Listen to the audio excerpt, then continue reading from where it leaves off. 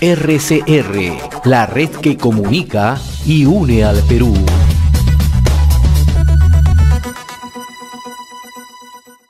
Nos vamos a trasladar inmediatamente hasta Tacna. Vamos a conversar con el economista Julio Failot, analista en temas políticos, director de la revista Apuntes a Lápiz, ¿no? Señor Failot, qué gusto saludarlo. Gracias por atender la comunicación de Enlace Regional RCR, Red de Comunicación Regional. Muy amable, como siempre. Nada, el gusto es mío, don José. Le agradezco mucho su deferencia. Bien, ayer se ha publicado una encuesta, un sondeo de opinión, ¿no?, de el Instituto de Estudios Peruanos, ¿no? La característica se trata de una encuesta telefónica a nivel nacional en ámbitos rurales y ámbitos urbanos, ¿no? Y naturalmente la sorpresa de este sondeo no es que Johnny Lezcano esté ubicado en el primer lugar, como ya alguien un poco proyectaba, ¿no? Tiene 11.3, seguido de Verónica Mendoza con 8.9, más atrás sigue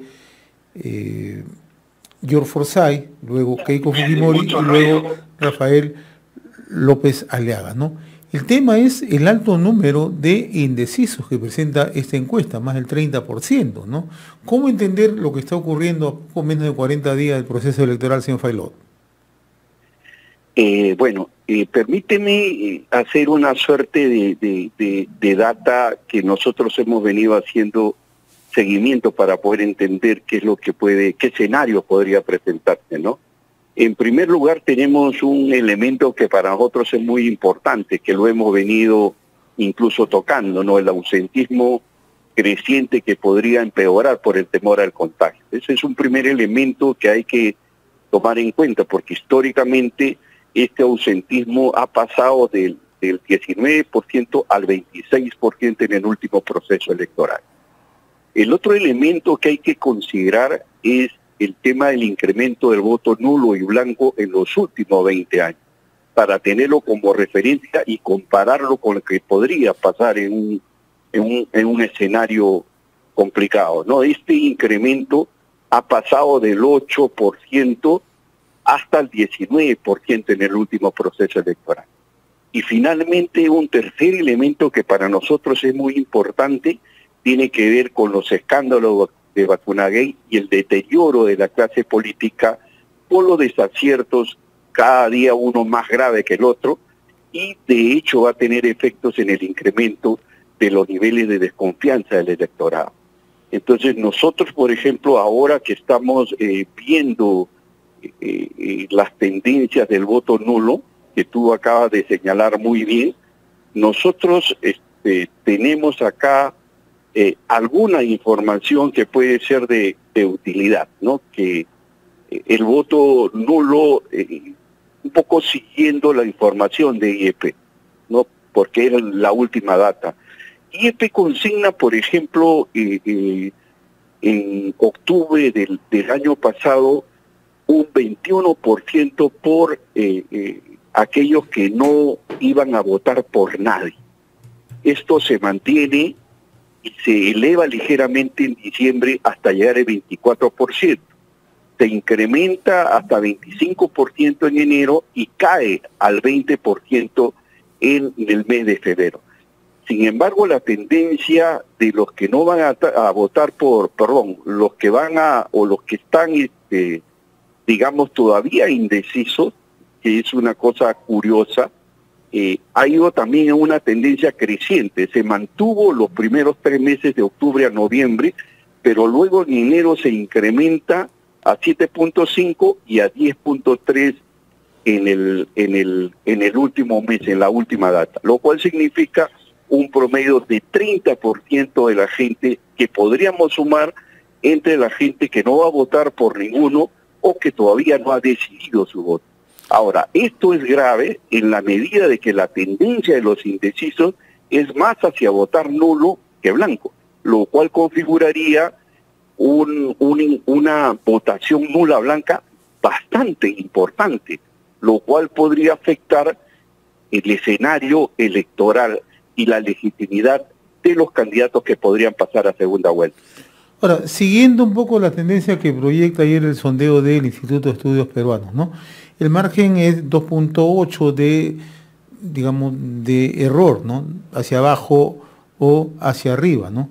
Johnny Lescano tiene 11.3, ha subido casi más de 6 puntos. El caso de Verónica Mendoza cuenta con 8.9, se mantiene, al igual que Keiko Fujimori, pero quien desciende, naturalmente, ya casi como una situación de desplome, es George Forsyth, ¿no? Pero quien sube es Rafael López Aliaga, que también sube 5 puntos, ¿no? En relación, tomando como referencia el último sondeo del Instituto de Estudios Peruanos del mes de enero. ¿Cómo configura usted este escenario? Porque están agrupados casi todos. Bueno, de hecho, ahí lo que puedes mirar son 4 tendencias. Lo acabas de mencionar muy bien, lo has dicho muy bien.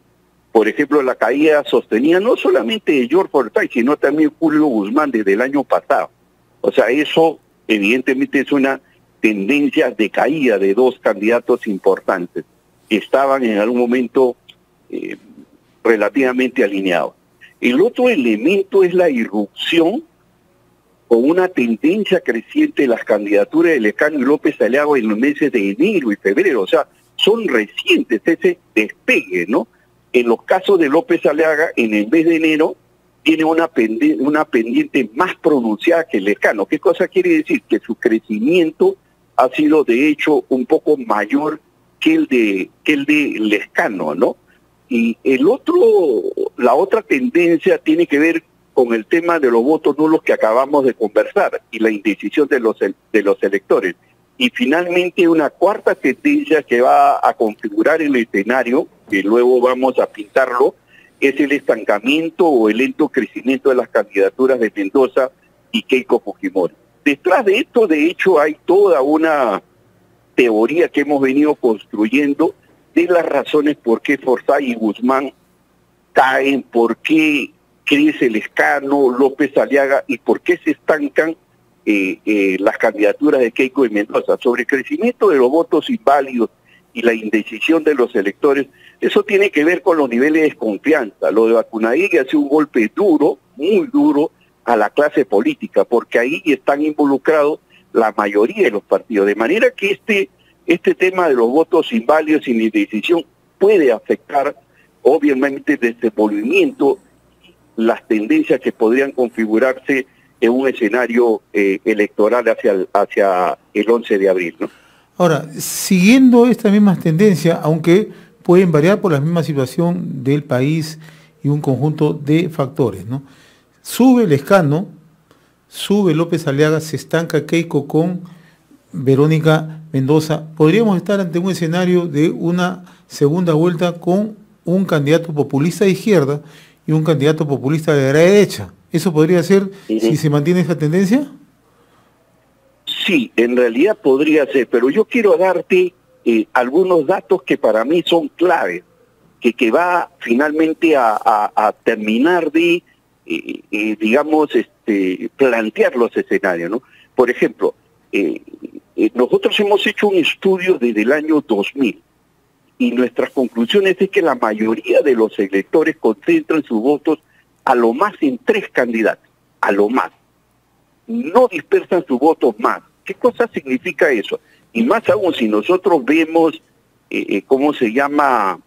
En cuánto se concentra, ahí tú puedes tener una información interesante. En el año 2001, por ejemplo, la gente concentró sus votos, como lo conversábamos en algún momento, en Toledo, en Alan y en Lourdes Flores.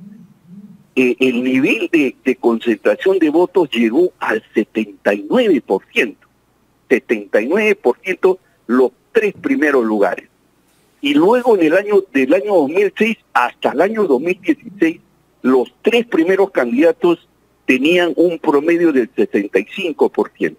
¿Qué cosa significa eso, José? Que al final la gente decide en el último tramo por darle su voto a los 3 primeros lugares, de manera que el resto de candidatos termina con sus votos pulverizados y terminan finalmente otorgándole a los 3 primeros candidatos. Ese es un escenario, por ejemplo, que puede ocurrir, pero obviamente a quienes le otorga el voto es a los candidatos que tienen una tendencia creciente y no a aquellos que tienen una tendencia decreciente. Es bien raro, porque la cultura nuestra es que votamos a ganador. o votamos, digamos, en contra de alguien que no nos gusta, ¿no? Entonces, este es un elemento muy importante, porque fíjate, en el mejor momento, el 79% concentró su voto en 3 candidatos en el año 2001. Y luego lo hizo, como te digo, en el 65%. Los otros terminan teniendo porcentajes muy bajos, relativamente muy bajos, y no como ahora, que concentran casi el 20% con candidatos que son ligeramente pequeños, ¿no? En términos porcentuales, ¿no? La ventaja de López Aliaga, a López Aliaga, por ejemplo, le resulta fácil remontar porque todos los candidatos son pequeños. Por ejemplo, si tú esta tendencia la ubicas en el año 2000 o en el año 2011 o 2016, vas a tener que no hubiera pasado nada con esa tendencia. Pero pasa algo porque todos los candidatos son o tienen porcentajes bastante austeros, son muy bajos, ¿no? Lo que permite, por ejemplo, Aliaga la podría hacer con 10%, si se mantiene la tendencia. ¿Y eso es mucho? No, solamente le faltaría 2 puntos, y en el caso hipotético, que la Mendoza y la señora Fujimori se estanquen, por ejemplo, que es lo que está sucediendo, ¿no? Ahora, el caso de Martín Vizcarra, ¿no? Somos Perú, ese sondeo le da 2.2, ¿no? Pero en cuanto a preferencias al Congreso de la República tiene 8.9, ¿no? ¿Cómo entender esto, no? Con un Martín Vizcarra que siempre está en el ojo de la tormenta, que siempre está de escándalo tras escándalo, pero que es, sin lugar a dudas, la locomotora para el Congreso de Somos Perú, nos guste o no nos guste, ¿no?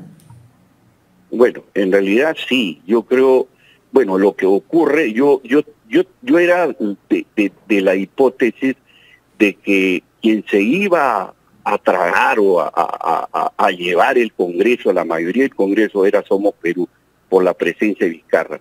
Él salió con el 80, casi el 80%, y en un escenario de desconfianza con alguien que todavía no se le había involucrado con nada. De hecho, la tendencia era que él pudiera llevarse la mayoría del Congreso. Ahora, ese 9.5 que es nada despreciable, porque estamos hablando de un segundo lugar, eso con una votación de votos nulos y blancos no es esa cantidad, sino podría ser el doble. ¿Me entiendes, no? Entonces, lo que yo presumo es que todavía hay un sector muy importante que le da el espaldarazo a Martín Vizcarra, que no cree en todas las acusaciones y que han sido planteadas, simplemente lo toma. Y eso tiene que ver, José, con los problemas de desconfianza, o sea, un poco que la gente sigue la lógica de elegir el mal menor, y para mucha gente el mal menor es Vizcarra, frente al fujimorismo, frente a una serie de organizaciones políticas que realmente están en un franco deterioro, ¿no? Eso es lo que yo podría explicarme. No hay otra forma de entender por qué, con toda esta campaña sistemática, contraria y errores del propio Martín Vizcarra, pueda mantenerse todavía en escenario, ¿no? Y eso le va a dar una bancada relativamente importante, por que todavía todos están con porcentajes muy bajos, ¿no? Con ese porcentaje fácilmente puede tener 20 parlamentarios, fácilmente. Bien, vamos a seguir conversando más adelante, don Julio Faló, sobre el panorama electoral. Usted además está dirigiendo la revista Apuntes a Lápiz, que está siguiendo muy de cerca todo el desenvolvimiento electoral, las tendencias y un poco, ¿no?, haciendo los comparativos de los últimos procesos electorales. Yo le agradezco, como siempre, la gentileza con RCR, señor Failot. Muchísimas gracias, José, y hasta otra oportunidad. Un fuerte abrazo y saludos a tu público. Hasta pronto. RCR, la red que comunica y une al Perú.